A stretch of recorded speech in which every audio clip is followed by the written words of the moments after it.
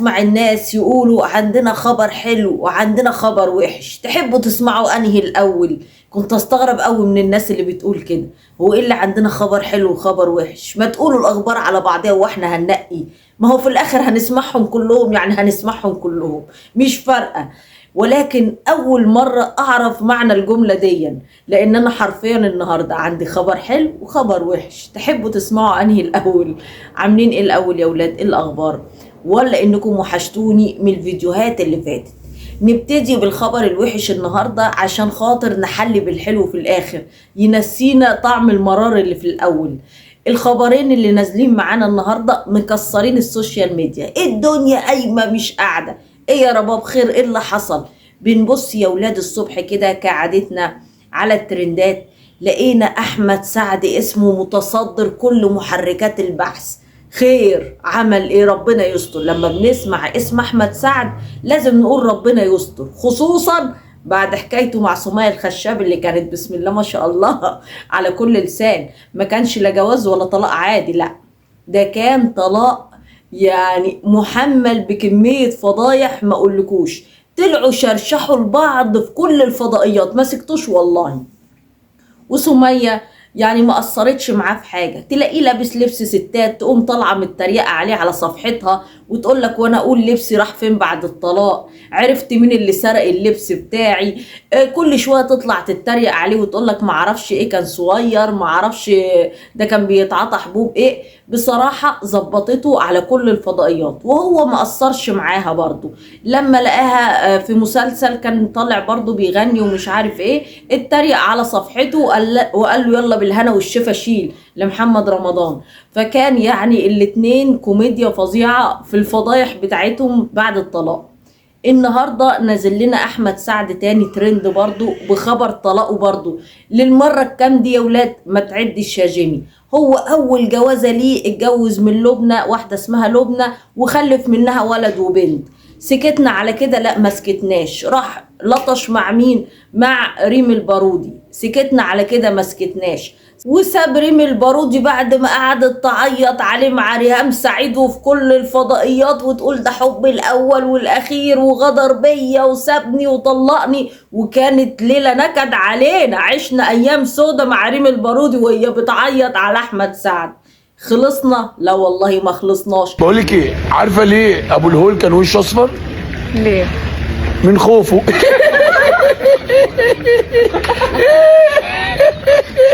لقينا اتجوز سمية الخشاب، وفجأة لقينا ريم البارودي وسمية الخشاب بيقطعوا في شعور بعض. على مين يا جدعان؟ على احمد سعد. واحنا مش هنخلص من الليلة السودة دي. يعني خلاص جه وقت انه خاطر اقعد معاه لوحدي. هقولك ايه تاني؟ المهم لازم يبقى حد معايا في البيت يعني.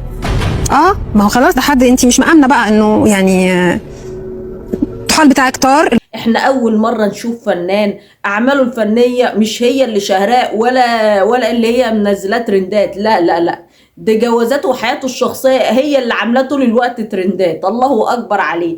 مفيش اغنية بتنزله ترند، لا هي اخبار طلاقه وجوازه هي اللي دايما متصدرة المشهد. بسم الله ما شاء الله، احنا خايفين نحسده وربنا.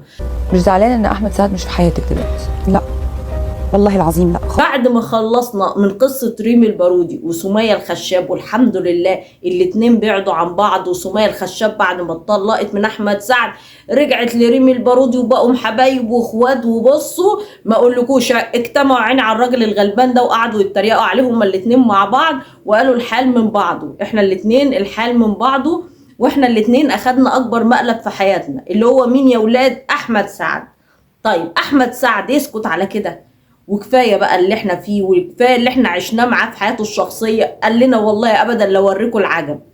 رايح متجوز مصممه الازياء علياء بسيوني.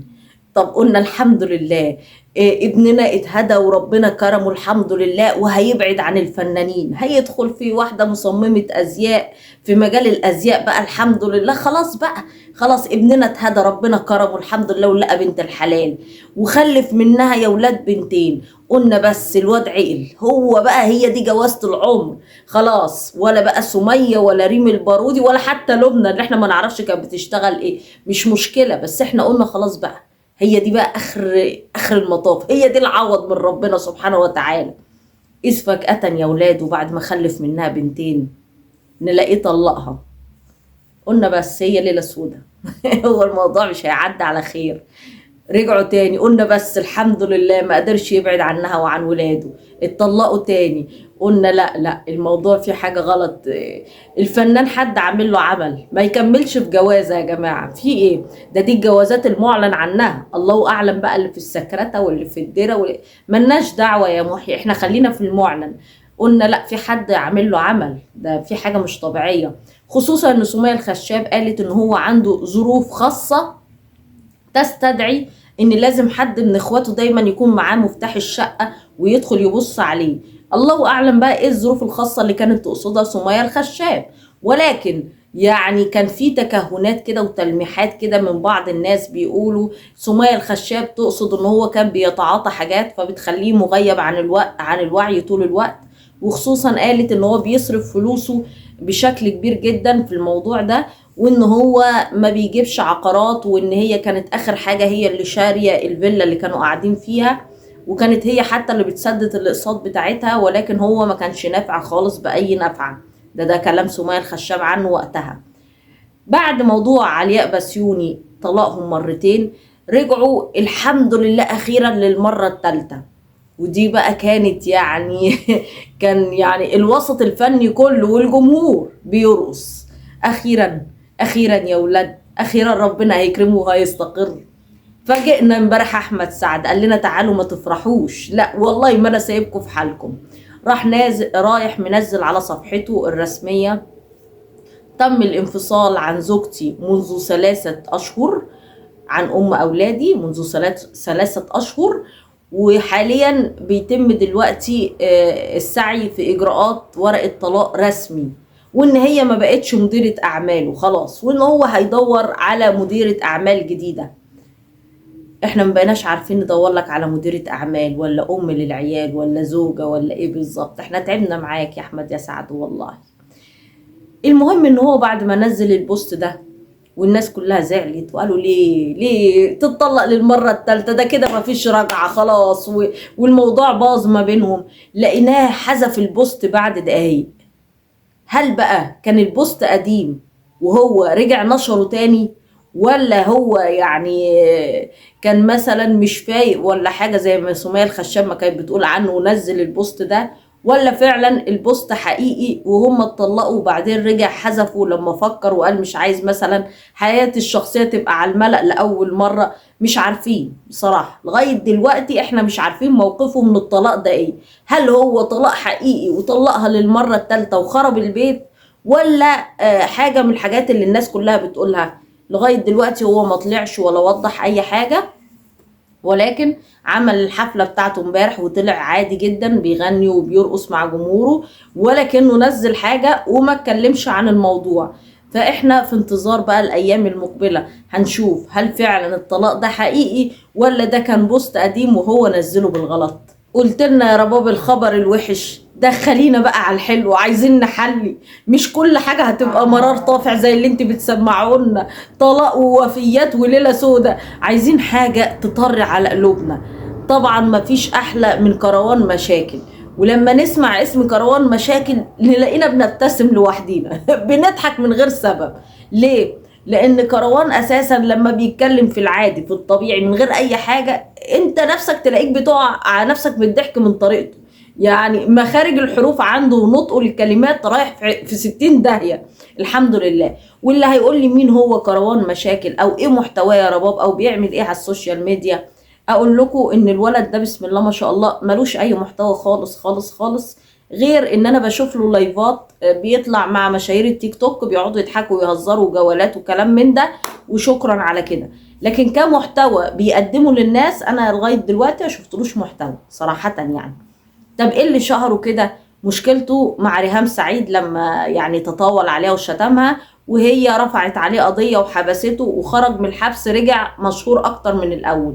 مؤخرا اسمه متصدر الترندات بشكل كبير جدا. عشان خاطر ايه؟ عشان خاطر بيفكر يكمل نص دينه.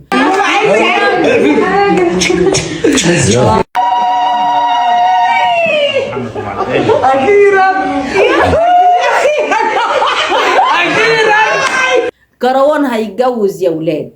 وسيبكم من حكاية انجي اللي هو كان يعني شغال عليها على التيك توك دين وبيقول ان هي خطيبته وحبيبته ومش عارف ايه. لا ده كان قبليها موضوع حفيدة شعبان عبد الرحيم. لو تفتكروا الموضوع ده كان خطيبها وعمل الفرح بتاعه هو وهي، والفرح باظ ومعرفش مين اللي ولع في عربيته وضرب حماته وضرب مراته وضربه هو شخصيا واتكسر والفرح باظ والدنيا باظت. بعد ما كان طالع بيقول احنا جايبين جردات كبيرة وتقيلة ومحدش هيقدر يدخل من غير دعوة والفرح متأمن والكلام ده كله، طلع بعدها بيصوت وبيلطم وبيصرخ عربيته تولع فيها والفرح باظ واتضربوا كلهم واتبهدلوا وهو مش عارف مين اللي عمل فيه كده. وبعد كده الجوازة باظت وراحت العروسة اشتكته في القسم انه سرق ذهبها وسرق التليفون بتاعها، وكانت فضايح للركب ما تعدوش. كان اسمه كل يوم نازل ترند مع حفيدة شعبان عبد الرحيم في المصايب والمشاكل اللي ما بينهم. ام الولا خلاص حسدتونا وفرحنا باظ ونقيته في عيشتنا، بس ربنا كان مع شملنا تاني عشان انا ليها وهي ليا. بعد كده عمل عيد ميلاد برضو في كافيه عصام صاصة لو انتوا فاكرين الموضوع ده، وبرضو انتهت بالضرب ومش عارفة مين بلوجرات ضربوا بعض في عيد الميلاد وعيد الميلاد باظ والكافيه اتكسر وبرضو كانت مصيبة سودة. يعني اسم كروان مشاكل اسم على مسمى، هو فعلا كروان مشاكل. كل ما يروح في حتة تلاقوا المشاكل جاية في ديله ما تفهموش ايه السبب. فاجئنا بقى كروان امبارح الحمد لله الحمد لله كان من نص دينه على خير والأول مرة تكمل على خير، مع ان كان المرات اللي فاتت الناس بيقولوا ده ترندات ولا هو مرتبط بيها ولا هو ناوي يتجوزها ولا الكلام ده كله ترندات عشان بس يفضل اسمه في محركات البحث. ولكن فاجئنا كروان مشاكل وخيب ظن الناس دي كلها امبارح بكتب كتابه على حفيدة شعبان عبد الرحيم اللي هي ياسمين، اللي كان ما بينهم ما صنع الحداد والناس كلها اتفرجت عليهم.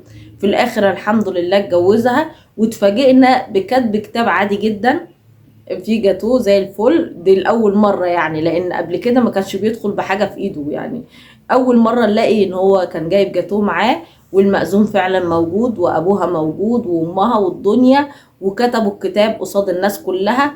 ولقينا كروان اما صدق يعني قفص كده قفزه غريبه اخدها في حضنه. طبعا خلاص حلاله مراته محدش يقدر يقول له تلت التلاته كام، وقال لها اخيرا اخيرا الراجل محسسنا يعني ان هو بصراحه يعني طلع للمريخ اخيرا اما صدق يعني. عشان انا ليها وهي ليا. تجيب انت حلال، تجيب بونبونيه بتاعتي، تجيب ملاكي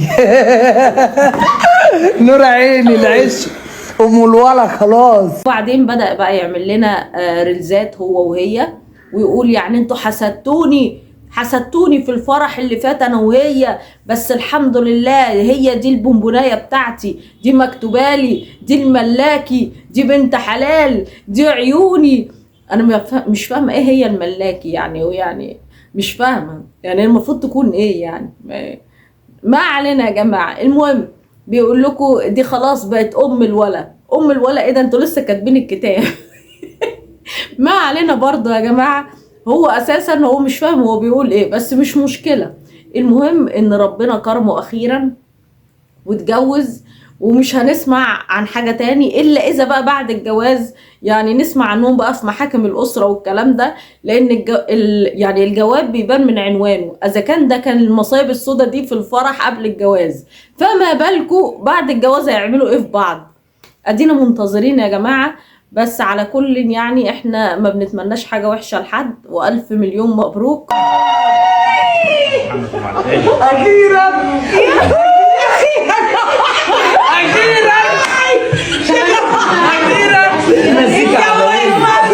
تجيبوا احلى اولاد في الدنيا ان شاء الله باذن الله، وما نسمعش عنكم غير كل خير.